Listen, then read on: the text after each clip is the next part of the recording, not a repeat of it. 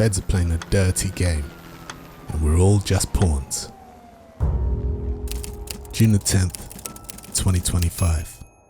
R. Kelly's legal team files a bombshell 20-page motion in federal court. We've recently received information accusing the US government of orchestrating a plot to end his life. To murder him. That same day, another titan of the music industry is standing trial. I'm showing Diddy Combs. For near identical charges. Both cases are playing out on social media, the new courtroom of public opinion, where we all consume our news and weigh in on guilt or innocence. Read the comments under any R. Kelly post, and you'll see the public's verdict was in long before the trial, and still remains. But with Diddy, it's a little bit different. Sure, there's people whose minds are already made up, many because of the Cassie hotel footage. But here's the thing, he's not even being charged for that. If you observe closely, you'll notice the feds are using the same playbook they ran with R. Kelly. And break it down. Play 1. Shape public perception. Surviving R. Kelly aired on January the 3rd, 2019.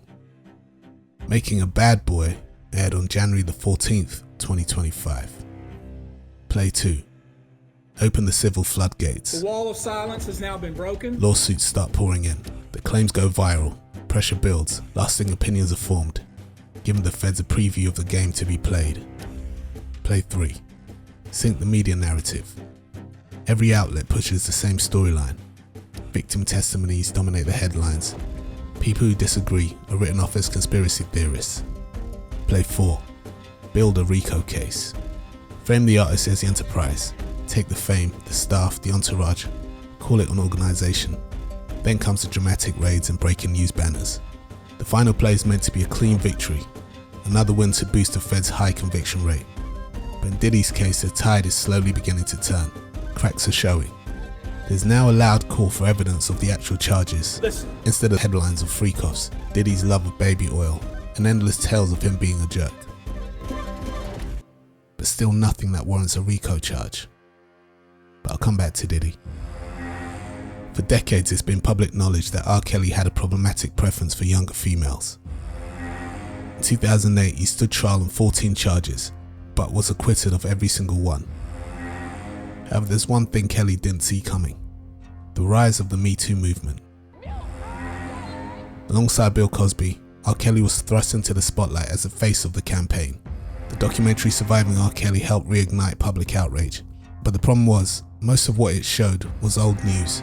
The same allegations, same accusers, and much of it he'd already been acquitted for. On every charge. If they were to bring down R. Kelly, new charges were needed, as well as new accusers to prove his behaviour was ongoing. The R&B singer attempted to clear his name by agreeing to a sit-down interview with Gail King of all people. This was then followed up by 2 of his current girlfriends also sitting down with Gail. Should your parents be concerned? No. Now pay attention to the lady on the left, Azriel Clary. In this interview she claimed nothing illegal ever happened between her and Kelly, and in fact said her parents had plotted to use her to extort the R&B singer. My parents told me to lie about my age. The feds, however, apparently had evidence to suggest otherwise. But without Azriel on their side, they had nothing. Enter this lady. Alright, so Tasha K. let me get my little glasses on, hope y'all ready. The outspoken YouTuber known for her constant feuds with celebrities was about to play a critical role in the takedown of R. Kelly. On November the 7th, 2019, Tasha K released a video claiming she had sources inside the prison where R. Kelly was being held. You know, I got people up there in Cook County. Shout out to my Cook County. Okay, they work. These same sources were feeding her copies of the singer's confidential emails, call logs, and visitor records. She then shared this information with the family of Azriel Clary. Now, whatever was contained in those documents was enough to make Azriel completely snap. You're so evil! She took aim at everyone involved, I need to protect myself! including the girl who once sat beside her in the Gail King interview. Joy, you were sleeping with me! And most importantly, she also took aim at R. Kelly himself. Azriel moved back in with her parents and ultimately helped carry out what she once claimed was their plan all along. She flipped. If they ever have to blackmail him, what they're trying to do now, they can use it against him, which is exactly what they're doing. The feds now had exactly what they needed, a new accuser with fresh allegations. Once again, waiting in the wings was Gail King. Come on in, Azriel.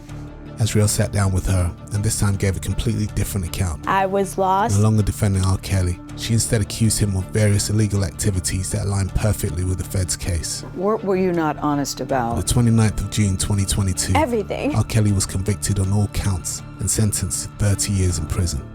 She scorned and became the government's main star witness. Not long after his conviction, R. Kelly and his legal team went public with accusations that the Feds had orchestrated a dirty play, one that showed clear signs of a conspiracy. You know what's funny is, in this day and time, just hearing the word conspiracy often makes people roll their eyes, ready to dismiss anyone questioning the official story as crazy or paranoid. But in R. Kelly's case, it was different. He had proof. He was determined to show that the Feds leaked his private prison correspondence to Tasha K. Really? If proven, this would be textbook witness tampering and conspiracy. You know, I got people up there in Cook County. Shout out to my Cook County. Anyway, okay. On November 13th, 2023, R. Kelly filed a lawsuit against the federal government, the correctional officers involved, and Tasha K. Ironically, around the same time, Cassie was filing a civil case against Diddy, setting off a chain of events the Feds quickly seized upon. Kelly's legal filing, however, was gaining momentum when a court-authorized search uncovered evidence showing that a female correctional officer, identified in the documents as BOP Officer A, had accessed Kelly's restricted files 153 times over 6 months. She then emailed them to herself before passing them on to Tasha K. Here's the shady part. Despite all this evidence, no disciplinary action was taken against the officer. She remained fully protected by the Feds, and to this day, her identity remains sealed. However, Kelly's lawsuit did manage to force the federal government to release 13,000 pages of documents, revealing just how far the tentacles of the alleged conspiracy stretched. But then things took an even stranger turn. Just days after these documents were to be handed over, 2 inmates, Mikhail Glenn Stein and David Keith Harris, were allegedly approached by prison officials with an offer: take out R. Kelly and walk free. What seemed like an offer that was too good to be true was mistakenly made to the wrong man by the Feds. You see, Mikhail Stein isn't an average inmate. Locked up since 1996, he's had run-ins with the very officers now offering him a get-out-of-jail card. Over the years, Stein filed more than 30 lawsuits against those officers and the institution for various reasons, but now he was in a different place, battling a terminal illness that even freedom couldn't cure. And that's when he did something the officers never saw coming. He revealed the plot to R. Kelly. I know what you're thinking. This all sounds like some hairy-fairy conspiracy theory, but give me a minute. Just as quick as the information was revealed, all hell broke loose. Kelly's lawyers filed a 20-page motion exposing the plot. Within 24 hours of this, the Attorney General overseeing Kelly's case resigned. Then shockingly, the Feds were granted authorization to seal every single one of the 20 pages R. Kelly's lawyers had just submitted. This is public information. Despite pleas to Donald Trump for immediate release on the grounds of Kelly's life being in danger, he remains in prison. Also in custody is the man who Kelly previously collaborated with musically, Sean P. Diddy Combs. As we watch weeks of testimony in Diddy's trial, it's hard to ignore the striking similarities between his and R. Kelly's.